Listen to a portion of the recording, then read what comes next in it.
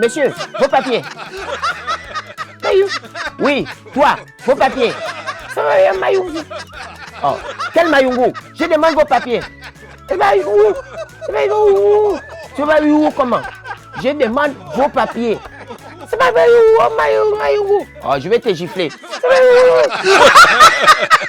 Je suis Manitou, artiste humoriste international gabonais. Et aujourd'hui, je fais également dans la production. Je suis né le 11 novembre 1985 à Libreville, au Gabon, à Janébori et plus précisément dans le quartier d'Awinchi. Mon papa, c'est Monsieur Moussavou Ibrahim Michel. Il est chef de quartier à Mukenga, c'est un Pounou de Tchubanga. Ma maman également, elle est Pounou de Tchubanga, mais elle est décédée aujourd'hui. C'est Feu Madjinou Victory. Nous sommes 4, même père, même mère, mais avant, mon papa avait déjà 2 grands garçons. Du coup, moi, j'étais le dernier. Derrière ça, mon papa et ma maman, ils ont eu des soucis. Et donc,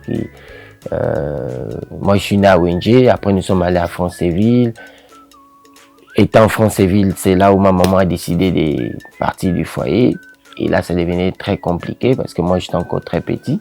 Et donc, c'est comme ça que mon papa m'a renvoyé ici à Libreville et m'a mis chez un monsieur Aoussa qui m'a élevé d'ailleurs, qui est monsieur Amissou. Ce monsieur-là, il a tout fait pour moi et je suis fier de le dire. Je pense qu'il a été aussi fier d'avoir gardé ces messieurs que je suis aujourd'hui. Je pense que il n'a pas du tout regretté parce que aujourd'hui, je pense que j'ai été un élément essentiel aussi pour lui et pour ses enfants et pour sa famille qu'il a laissé aujourd'hui. C'était pas facile mon enfance, mes frères me manquaient, mais avec la grâce de Dieu, j'ai quand même pu surmonter cela.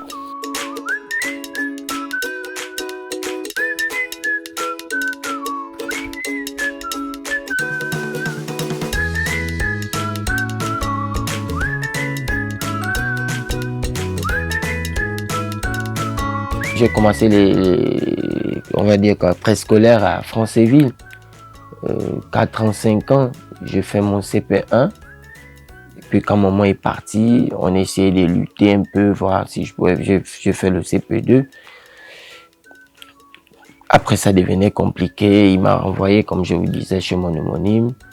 Et ensuite, mon homonyme a pris la relève. On m'a inscrit à Wenje, à l'école publique d'Awinje. J'ai fait le C1, C2 et après je suis quitté de chez mon homonyme. C'était maintenant à base de difficultés, c'était compliqué. Le petit frère de maman est venu nous récupérer. J'ai fait mon CM1 là-bas, CM2. Ensuite je suis revenu chez mon homonyme. Là ça a commencé à être encore plus compliqué parce que qui va te payer l'école? Personne. Mon oncle, il fallait qu'il puisse garder sa grande sœur qui était maman. Et elle était gravement malade. Donc, elle est revenue quand même, on l'a revue. Mais c'était déjà dans ces derniers moments parce qu'elle souffrait énormément. J'ai quand même pu continuer en 6e à EPI, 5e, 4e. Quand j'allais en 3e, c'est là où maman est décédée.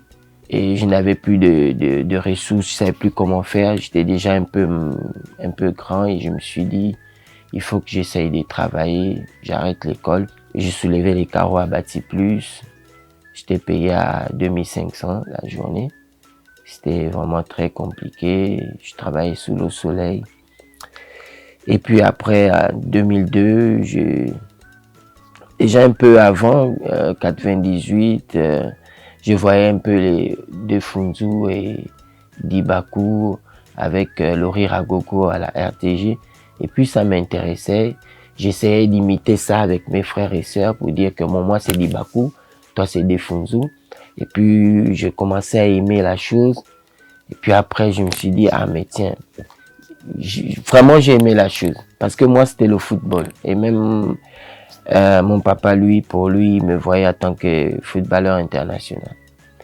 Mais malheureusement, l'homme propose, Dieu dispose.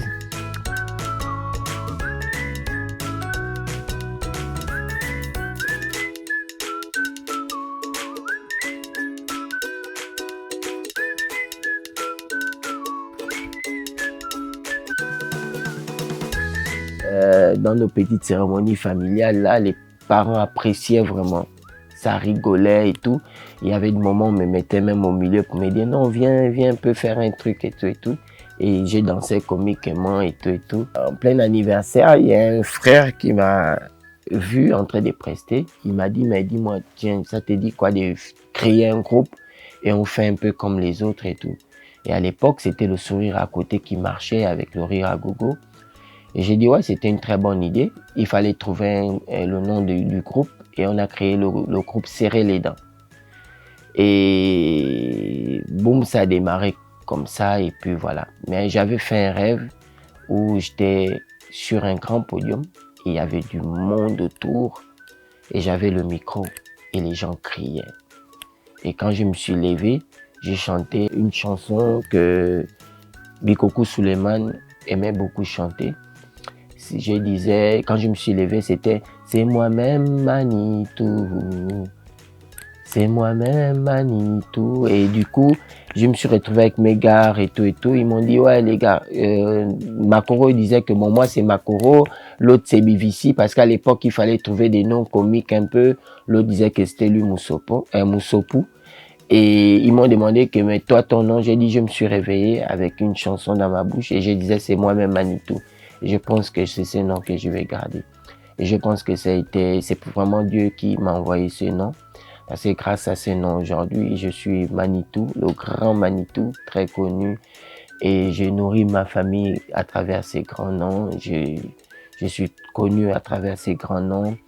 Et aujourd'hui, voilà quoi, ça m'ouvre des portes.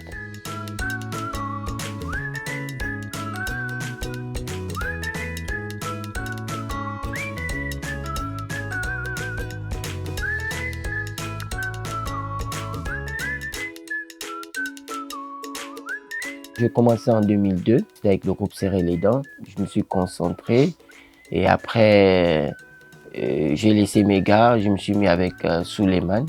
Je me suis mis avec Suleiman en 2007-2008. Il fallait vraiment voir sa manière de travailler, voir son style, voir son côté positif. Et je pense qu'on a fait un très bon parcours ensemble. Je voyais comment il faisait des factures. Je disais que, ah, mais tiens, donc, pour qu'on puisse te payer, il faut aussi faire des factures, il faut faire ça. Tu vois, ça, moi, j'apprenais étant à côté de lui.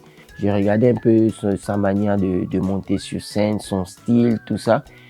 Et voilà, quoi, je me suis concentré et je me suis dit, je pense qu'un jour, peut-être Dieu va me faire grâce de faire carrière solo.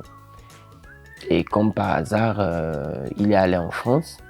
Et quand il est parti en France, il m'a laissé. Et quand je suis resté, j'ai pas perdu espoir. Parce que déjà, nous, on s'est pas séparés parce qu'on a voulu se séparer, non. Monsieur Landry Bongo, il nous avait remis des billets d'avion pour aller faire des spectacles en France.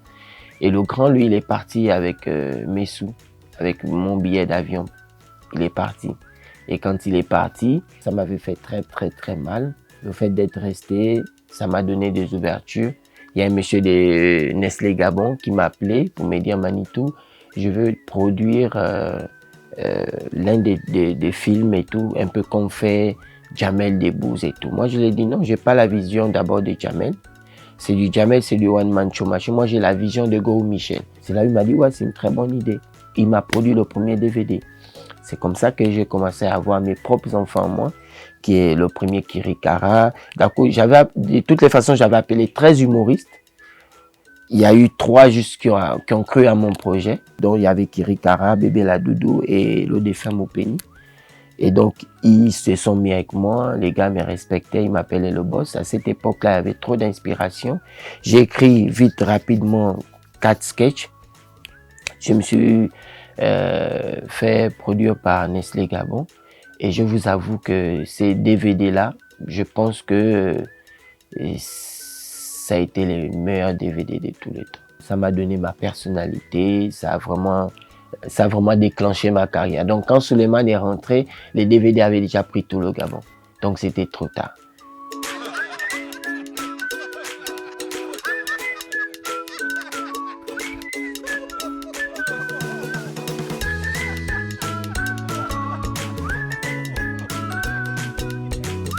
Ce qui me motive d'abord à écrire mes textes, ça dépend aussi. Personnellement, c'est moi-même qui les écris. Abidjan, capitale du rire, premier festival, c'est moi-même qui écrivais. Marrakech du rire, c'est moi-même qui écrivais. Et puis après, j'ai compris qu'il fallait vraiment être entouré d'une équipe.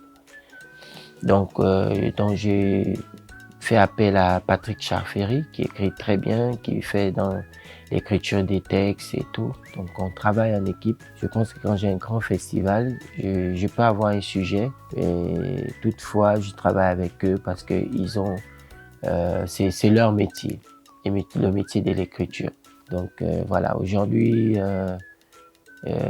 voilà, je travaille avec eux et ensemble on essaye d'améliorer.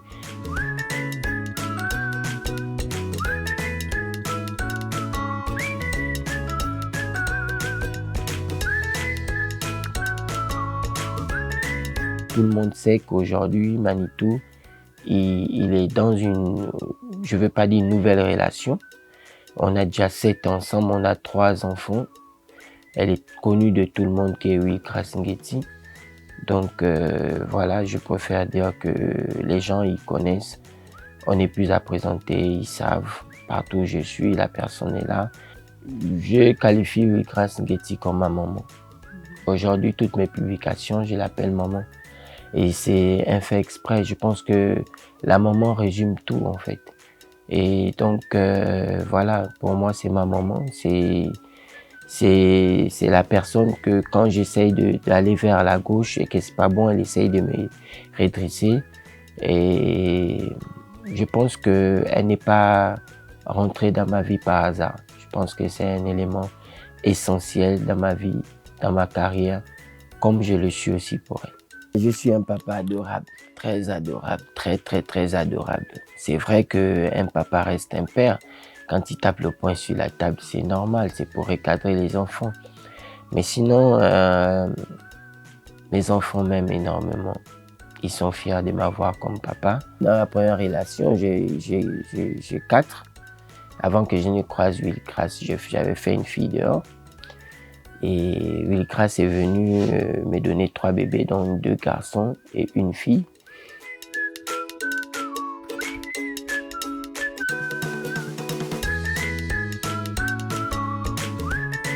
Bon, je tiens à dire bonsoir à tout le monde. Voilà, c'est bien Mani Langlais, comme vous le savez très bien. Je suis là, je tiens à vous dire que merci beaucoup de m'avoir invité à cette émission Portrait. Mais une seule chose que tu dois savoir, toi qui es derrière ce portrait, que moi, Mani Langlais, je jure au nom de mon Dieu Tout-Puissant. Je sais que je vais te faire, toi-même, avec notre portrait. On va se portraitiser. Ça, c'est bien en français. Celui qui prend, il prend. Qui ne veut pas aussi, on est ensemble. C'est le vieux Manitou, Mamoranga.